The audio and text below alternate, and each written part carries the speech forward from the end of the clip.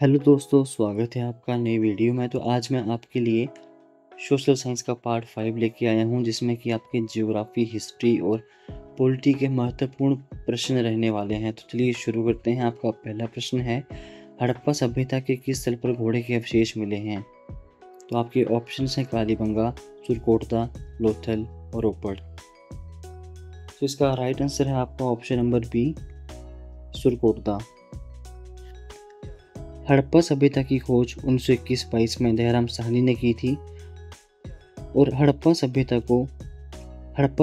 इसलिए कहा जाता है क्योंकि हड़प्पा इसका पहला ज्ञात स्थल था।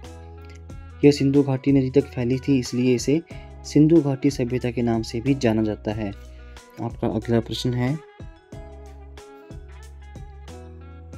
प्राचीन काल में भारत में जैन धर्म का प्रसार किसके काल में हुआ?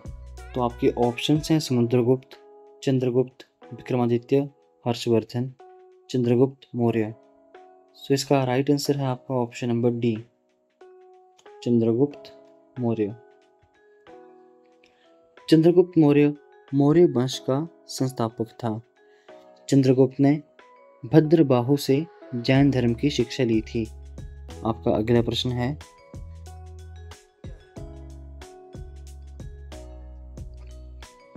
चतुर्थ बौद्ध महासभा का आयोजन कहाँ किया गया था? आपके ऑप्शंस हैं सारनाथ, गया, प्रयाग और कश्मीर। तो इसका राइट आंसर है आपका ऑप्शन नंबर डी, कश्मीर। यह कश्मीर के कुंडल वन में आयोजित की गई थी।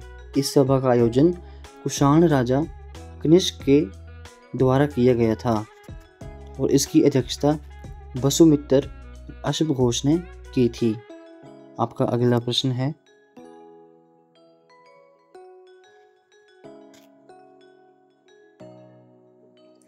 दीन ए इलाही किसने शुरू किया?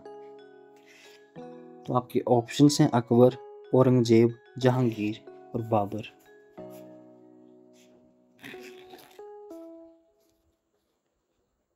तो इसका राइट आंसर है आपका ऑप्शन नंबर ए, अकबर। दीन ए इलाही मुगल बादशाह अकबर ने 1582 में शुरू किया। इसका उद्देश्य विभिन्न धर्मों के बीच सामंजस्य बनाना था, न कि एक नए धर्म का निर्माण करना। आपका अगला प्रश्न है,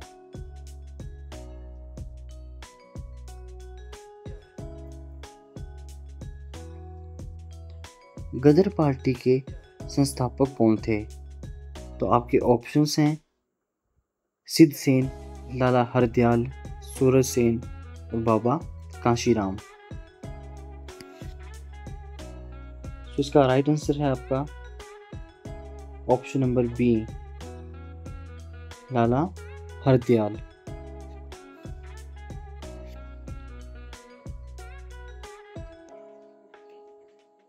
लाला हरदयाल ने 1913 में गदर पार्टी की स्थापना की थी। यह एक क्रांतिकारी संगठन था जो भारत में ब्रिटिश शासन के खिलाफ आवाज उठाता था। आपका अगला प्रश्न है, मुर्रा नस्ल किस जानवर से संबंधित है? आपके ऑप्शंस हैं गाय, भैंस, कुत्ता और भेड़। तो इसका राइट आंसर है आपका ऑप्शन नंबर बी, भैंस। मुर्रा नस्ल भैंस से संबंधित है। यह भैंस की एक प्रमुख नस्ल है जो मुख्य रूप से दूध उत्पादन के लिए पाली जाती है। आपका अगला प्रश्न है,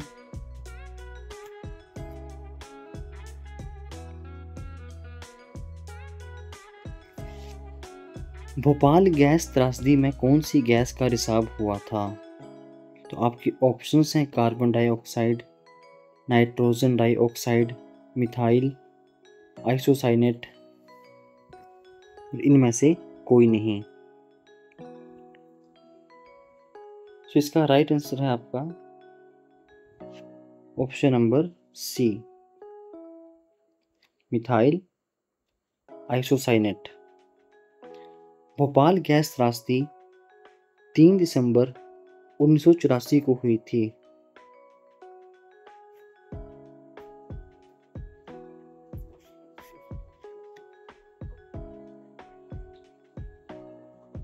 आपका अगला प्रश्न है,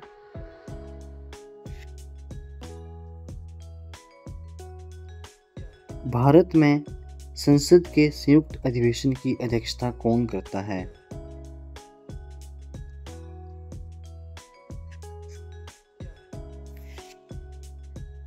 तो इसका राइट आंसर है आपका ऑप्शन नंबर सी, लोकसभा का अध्यक्ष।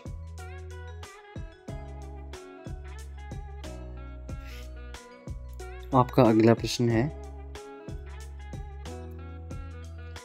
3 ओर से घिरे भूभाग को क्या कहा जाता है?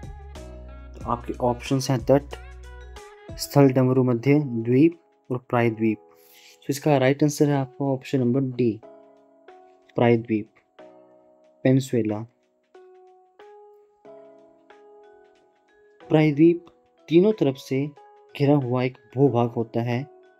यह एक स्थलीय क्षेत्र है जो 3 तरफ से पानी से और एक तरफ से मुख्य भूमि से जुड़ा हुआ होता है। जैसे एग्जाम्पल, भारतीय प्रायद्वीप जो 3 तरफ से बंगाल की खाड़ी, अरब सागर और हिंद महासागर से घिरा हुआ है। आपका अगला प्रश्न है,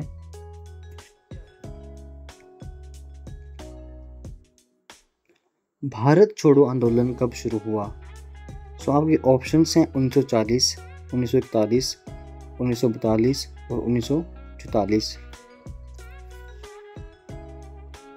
इसका राइट आंसर है आपका ऑप्शन नंबर सी, 1942। भारत छोड़ो आंदोलन द्वितीय विश्व युद्ध के दौरान 8 अगस्त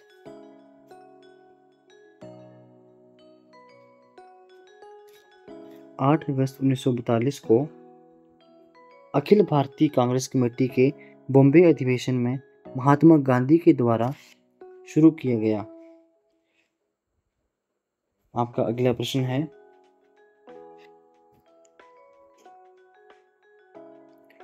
प्लासी का युद्ध कब लड़ा गया? तो आपके ऑप्शंस हैं 1764, 1763, 1755 और 1757। तो इसका राइट आंसर है आपका ऑप्शन नंबर डी, 1757 में। प्लासी का युद्ध 3 जून 1757 को लड़ा गया। यह लड़ाई ब्रिटिश ईस्ट इंडिया कंपनी और बंगाल के नवाब सिराजुद्दौला के बीच हुई थी। ईस्ट इंडिया कंपनी ने यह युद्ध जीता और बंगाल पर अपना अधिकार करके अपना आधिपत्य स्थापित किया। तो आपका अगला प्रश्न है, भारत का अंतिम गवर्नर कौन था? तो आपके ऑप्शंस हैं Lord Wellesley, Lord Mountbatten, Lord Dalhousie, Lord Curzon. इसका राइट आंसर है आपका ऑप्शन नंबर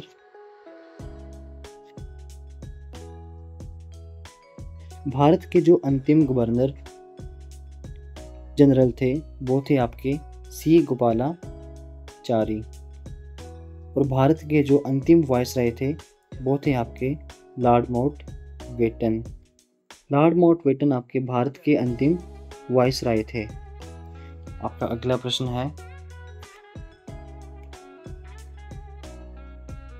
आर्य समाज के संस्थापक कौन थे? तो आपके ऑप्शंस हैं राजा राम मोहन राय, ईश्वर चंद्र विद्यासागर, स्वामी दयानंद सरस्वती और महात्मा गांधी। सो इसका राइट आंसर है आपका ऑप्शन नंबर सी, स्वामी दयानंद सरस्वती। इन्होंने अप्रैल 1875 में आर्य समाज की स्थापना की थी और यह स्थापना बंबई में की गई थी। आपका अगला प्रश्न है,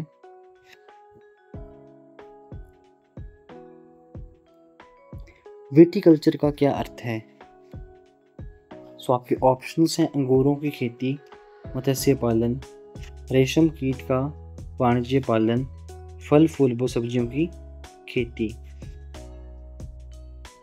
तो इसका राइट आंसर है आपका ऑप्शन नंबर ए, अंगूरों की खेती। विटीकल्चर अंगूर की खेती और उत्पादन से संबंधित है। आपका अगला प्रश्न है, नवीकरणीय संसाधन हैं। आपकी ऑप्शंस हैं सौर ऊर्जा, पवन ऊर्जा, जल विद्युत ऊर्जा और ये सभी। तो इसका राइट आंसर है आपका ऑप्शन नंबर डी, ये सभी। अगला प्रश्न है,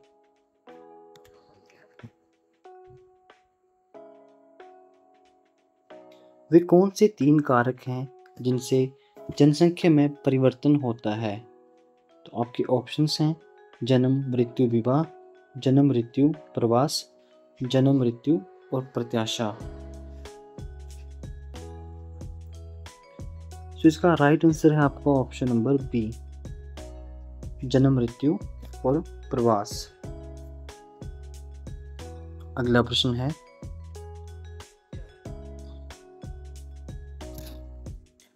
भारत में गेहूं उगाई जाती है। आपके ऑप्शंस हैं ग्रीष्म ऋतु में, शीत ऋतु में, वर्षा ऋतु में और बसंत ऋतु में। तो इसका राइट आंसर है आपका ऑप्शन नंबर बी, शीत ऋतु में। भारत में गेहूं आमतौर पर रबी या शीतकालीन मौसम में अक्टूबर से नवंबर के बीच बोया जाता है और मार्च से पहले काट लिया जाता है। अगला प्रश्न है, निम्न में से कौन सा एक जीवाश्म ईंधन है? तो आपके ऑप्शंस हैं सोना, लौह अयस्क, चूना पत्थर और कोयला। तो इसका राइट आंसर है आपका ऑप्शन नंबर डी, कोयला एक जीवाश्म ईंधन है। जीवाश्म ईंधन में कोयला, पेट्रोलियम और प्राकृतिक गैस शामिल है। जीवाश्म ईंधन पृथ्वी के नीचे दबे मृत जीवों के अवशेषों से बनते हैं, जिनमें कार्बन और अन्य हाइड्रोकार्बन होते हैं। कोयला जो है वो एक ठोस ईंधन है जो कार्बन के विभिन्न रूपों से बना होता है, जिसमें से कुछ कोयला अन्य कार्बनिक पदार्थों से मिलकर बनता है। अगला प्रश्न है,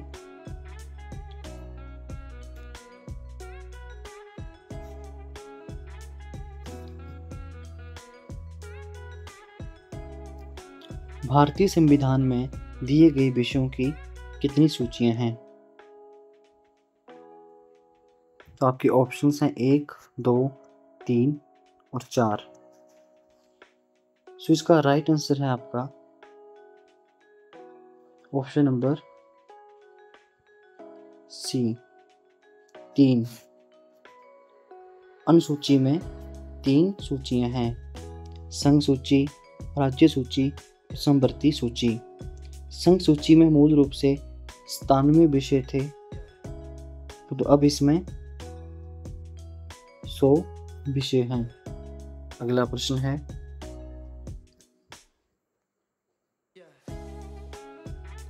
जापानी शब्द सुनामी का क्या अर्थ है? तो आपके ऑप्शंस हैं जवाहर की लहरें, बंदरगाह की लहरें, विनाशकारी लहरें और सदी की लहरें। तो इसका राइट आंसर है आपका ऑप्शन नंबर बी, बंदरगाह की लहरें।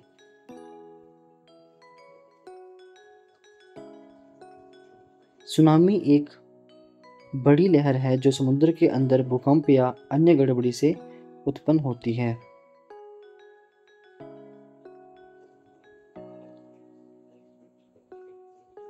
तो आज के लिए इतना ही, मिलता हूँ आपसे अगली वीडियो में। तो वीडियो अच्छी लगे तो वीडियो को लाइक, शेयर और चैनल को सब्सक्राइब करना मत भूलना। धन्यवाद।